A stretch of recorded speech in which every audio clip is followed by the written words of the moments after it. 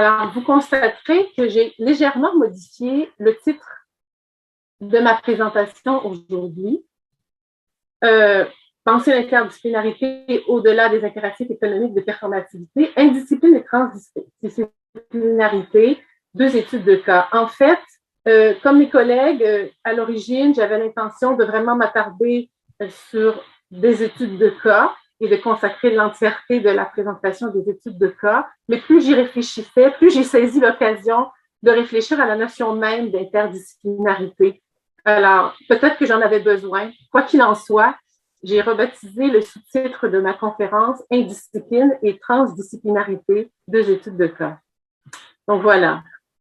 Historiquement, l'émergence d'un ordre disciplinaire des savoirs naît de 2 projets qui coïncident. Comme le signale Peter Weingart, le modèle d'organisation des savoirs par discipline apparaît dans la deuxième moitié du XVIIIe siècle. Et il découle d'un besoin de gérer, d'ordonner, de classer des données qui étaient devenues abondantes.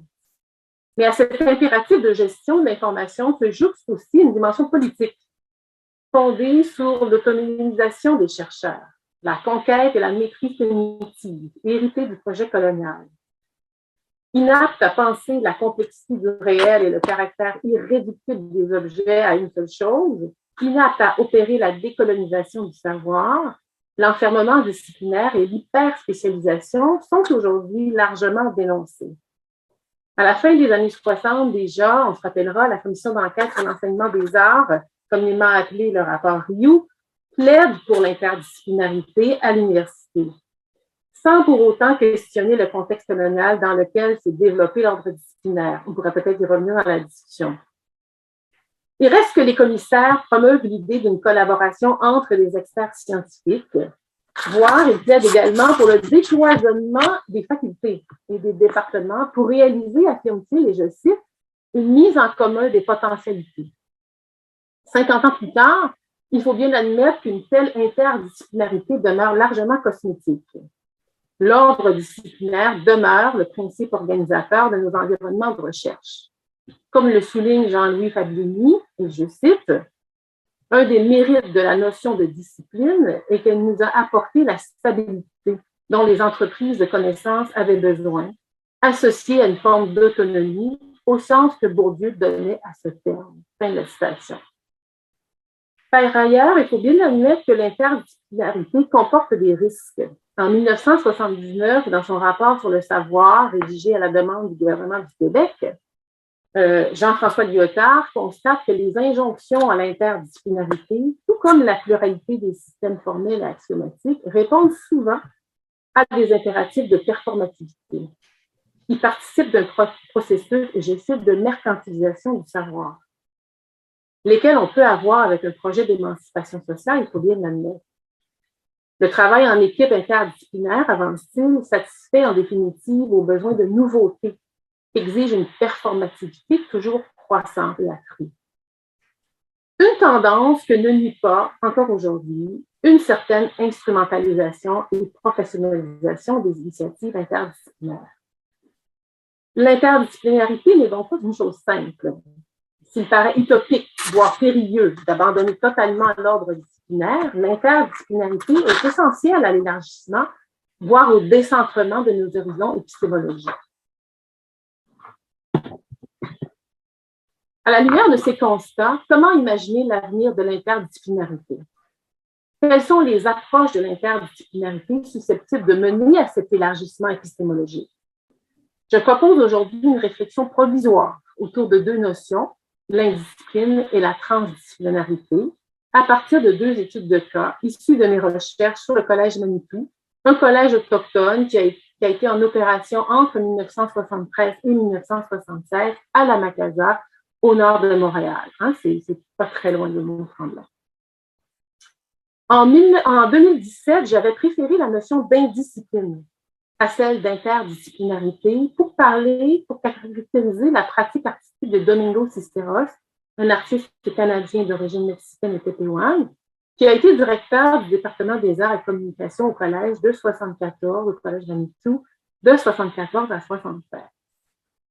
L'indiscipline renvoie à l'insoumission aux règles systémiques aux nomenclatures et aux méthodologies qui compartimentent les connaissances en discipline ou en domaine scientifique.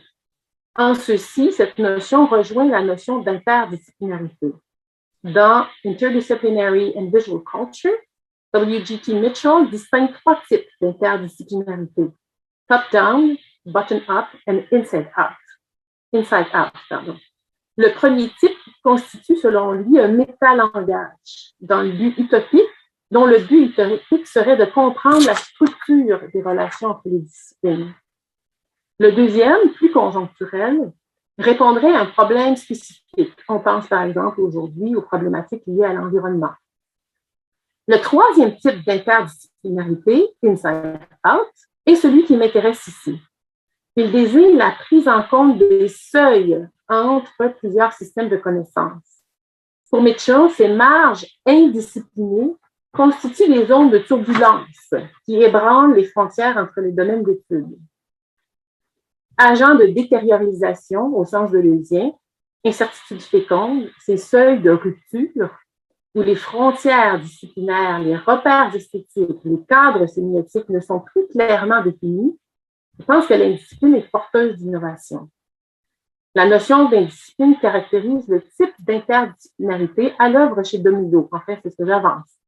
Dans la méthode de recherche et de travail empruntant à la description scientifique, à l'histoire, aux traditions orales et aux techniques autochtones ancestrales. L'indiscipline caractérise aussi sa posture de résistance, de contre-pouvoir et de combat contre toute forme d'impérialisme. À ce titre, j'aimerais présenter son projet intitulé « Le bestiaire laurentien », sur lequel j'avais travaillé il y a bien longtemps. Le bestiaire laurentien est le seul ensemble de récits fabuleux à base d'imagination populaire depuis le Codex Anadensis publié ici au Québec. Il est constitué de 12 créatures, donc des sculptures, vous en voyez une à l'écran, accompagnées de légendes publiées dans le petit livre qui est à droite. Les bêtes et leurs récits dénoncent les problèmes de fracture sociale liés à la colonisation et mettent à jour les effets délétères de la pollution et de l'industrialisation. Mais encore, au-delà de la simple dénonciation, le bestiaire laurentien imagine de nouveaux mythes identitaires fondateurs ancrés dans des récits locaux et dans un territoire circonscrit. Alors, on voit ici à l'écran la carte imaginée par Domingo de ces fameuses bêtes, les territoires qu'occupent les fameuses bêtes. Par sa manière de définir les rapports entre les mondes humains, non humains, animal et naturel, le bestiaire laurentien met de l'avant une conception holiste du monde et du réel qui reconnaît l'interconnexion entre les dimensions physiques, émotives, cognitives et spirituelles, humaines, entre ces dimensions, le vivant, la cosmologie et l'univers. Le bestiaire laurentien se compose donc de spécimens ayant le pouvoir de montrer sans intermédiaire la configuration et les caractéristiques extérieures de chaque bête. Les sculptures de Domingo sont d'ailleurs évocatrices de la taxidermie. La démarche entraîne une réflexion sur la dichotomie entre la mort et la vie et fait correspondre l'expérience esthétique avec l'expérience humaine. Les bêtes sont faites d'ossements, comme vous le voyez à l'écran, d'ossements d'animaux trouvés dans la forêt boréale et laissés pour compte par les chasseurs braconniers. Le processus de recyclage et de fabrication des sculptures repose sur la recherche et l'expérimentation des propriétés qui concernent les propriétés physiques, chimiques des matériaux naturels récupérés dans la forêt, ainsi que de la recherche sur des méthodes ancestrales autochtones. Recherche en partie entreprise et apprise au Collège Manitou auprès des aînés. Donc, Domingo fait la recherche autant sur le traitement des peaux, la conservation des os, des plumes, des nerfs d'animaux, des racines, des écorces, etc.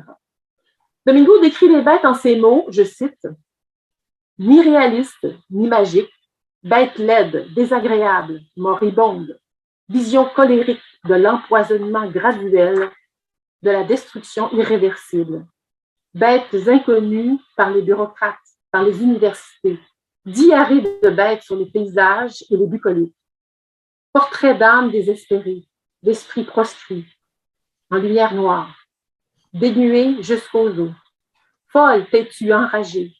Et maintenant, pour première fois, réunis dans cette place étrange, sous ces lumières, et le monde, les gens, tous ces yeux regardants, examinants, les gestes de répulsion, la grimace de dégoût, l'éclat de rire, bestiaire, agonie, purgatoire, enfer, des ombres, des fantômes, des cauchemars du rêve urbain. Fin de la citation. Sur le ton de la satire, les légendes racontent les histoires et les anecdotes qui se rapportent aux bêtes. On y décrit leurs attributs, leurs habitudes alimentaires et leur mode de vie. On y raconte leurs vertus et les médicaments qu'on fabrique avec leurs substances. À la manière des anciens, le récit se présente comme une toile inextricable de ce qui est observable chez les bêtes et des histoires déposées sur elles. La littéraria, un entrelac de mots noués à la bête. L'indiscipline se joue finalement en réactivant et en actualisant différents ordres de connaissances. L'observation, l'expérience scientifique, la description, l'analogie, la métaphore narrative et le rituel. À certains égards, l'indiscipline peut être rapprochée de la notion de pluridisciplinarité, parce qu'elle est le résultat, chez un chercheur artiste comme Domingo, d'un travail d'intégration de plusieurs disciplines. Mais encore, l'indiscipline ménage un espace hors champ, un interstice déstabilisant. Dans une certaine mesure, j'aurais envie de dire que l'indiscipline quérise l'ordre disciplinaire, générant du coup un inconfort fécond. Donc, l'indiscipline questionne les cadres de référence. La transdisciplinarité concerne quant à elle ce qui, au-delà et au-deçà des disciplines, ce qui est au-delà et au-deçà de ce que nous connaissons. Au-delà de la juxtaposition de points de vue sur un objet, au-delà d'emprunts méthodologiques, la transdisciplinarité constitue une ouverture qui dépasse les disciplines sans nier leur rapport. Je cite la définition qu'en donne Alain Letourneau. Cette ouverture est d'ailleurs aussi prédisciplinaire, car l'apprentissage et le décentrement vers les réalités du monde et de la vie humaine commencent au moins dès la naissance. C'est la simple ouverture de l'intentionnalité, le regard ou la perception qui sont depuis toujours une sortie de soi, un être là dans le monde, auprès et dans ce dernier. Ce n'est pas seulement à partir du savoir appris dans une discipline donnée que le monde environnant s'offre à nos sens et à la discussion, qu'il résiste aussi à nos efforts, c'est dès le début de la vie humaine et de nos explorations concrètes de ce monde. La raison pour laquelle il parle même d'une transdisciplinarité pré- et post-disciplinaire. Cette ouverture, je continue la citation, cette ouverture dépasse, précède tout aussi bien le contexte disciplinaire pour s'amorcer et se continuer toute la vie, y compris dans les pratiques et les apprentissages non scolaires. Fin de la citation. On pourrait dire que tandis que la finalité de l'interdisciplinarité cherche des connexions entre les disciplines et reste centrée finalement sur la recherche disciplinaire, la transdisciplinarité aurait comme finalité, et je cite, la compréhension du monde présent dont la complexité ne saurait être cernée par la recherche disciplinaire. C'est la façon dont synthétise la chercheuse, la transdisciplinarité, synthétisée par Denise Jodelet. Du coup, la transdisciplinarité est plus susceptible d'engendrer la production de nouveaux modes de connaissance et des pratiques plus démocratiques. C'est dire qu'une approche transdisciplinaire favorise non seulement la collaboration entre des savoirs disciplinaires, mais concerne aussi des savoirs locaux, des savoirs expérientiels.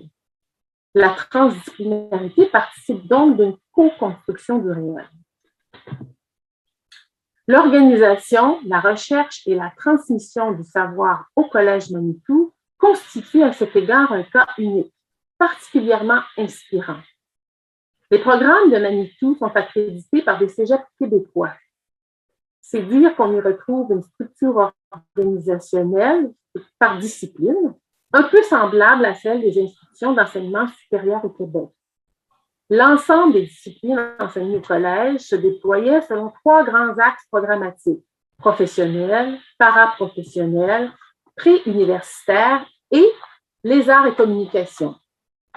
À l'intérieur de ces axes, les cours et la répartition des tâches professorales se découpent en disciplines distinctes, mathématiques, sociologie, ethnobotanique, histoire, arts et communication. Il n'empêche, la notion d'ordre disciplinaire est exogène aux épistémologies autochtones qui sont d'abord motivées par une vision holistique et circulaire du monde et de la connaissance. Aussi, les valeurs sur lesquelles reposent les programmes et l'organisation des disciplines au collège coïncident avec la vision de l'éducation et de l'organisation des savoirs que promeut à l'époque la Fraternité des Indiens du Canada. Dès lors, deux grands principes organisateurs circonscrivent la mission du Collège Manitou, soit la gouvernance par des Autochtones et le développement de programmes axés sur l'accroissement du sentiment de fierté par l'approfondissement des connaissances, de l'histoire, de la religion et des cultures autochtones. Du coup, le Collège Manitou met de l'avant des méthodologies collectives et une éthique fondée sur la réciprocité. Les contenus des cours se développent transversalement d'une discipline à l'autre. De nombreux projets s'organisent de façon transdisciplinaire, mettant à profit des apports différenciés des disciplines, tout en reconnaissant l'apport des personnes, des savoirs situés et expérientiels, créant du coup des espaces intersubjectifs et invitant au décentrement épistémologique. Très succinctement, à titre d'exemple et en guise de conclusion, j'aimerais parler de la démarche transdisciplinaire qui mène à la publication d'une petite brochure intitulée Here Are Words, réalisée en mai 1976 au Collège Manitou.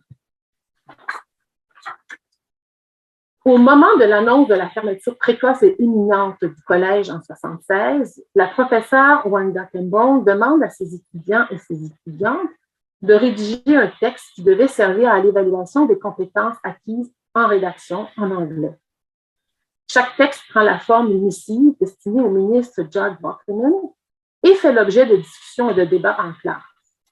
Professeurs, experts dans diverses disciplines, sociologues, experts en professeurs de littérature, etc., et personnes étudiantes prennent part à un processus collectif de réflexion approfondi portant sur un enjeu actuel. Ce moyen d'enseignement témoigne de la vision relationnelle et expérientielle de l'éducation et de la production du savoir qui prévaut au collège. Les échanges encouragent la publication des lettres sous forme de livrets. On met alors à profit les savoirs spécialisés des presses du collège. Le collège était doté d'une presse avec une imprimerie complète, offset, les presses Thunderbird. Monique Sioui, qui dirige l'imprimerie, devient co-responsable avec les personnes étudiantes de la publication de la plaquette de 47 pages intitulée Here Are Words. Chaque lettre est accompagnée de dessins à l'encre réalisés par Walter Jacob, Dorothy Lahache, Ross Montour et Philippe Butta.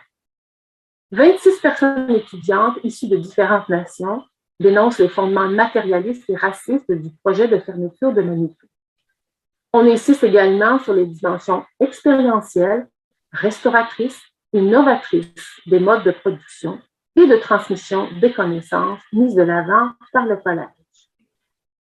Certes, la publication de ce livret répond à un contexte d'action bien particulier. Il n'en demeure pas moins que la mobilisation de diverses ressources, la co-construction du savoir, l'ouverture à l'écoute, la reconnaissance mutuelle des interlocuteurs, je reprends ici les mots de Letourneau, pour comprendre et agir face à une situation problématique, fait écho aux modes de recherche et à la pédagogie qui prévalent au collège, lesquels s'appuient sur la pluralisation de l'histoire, sur un processus collectif de production de connaissances et accordent à l'expérience vécue une place déterminante. Je vous remercie de votre écoute.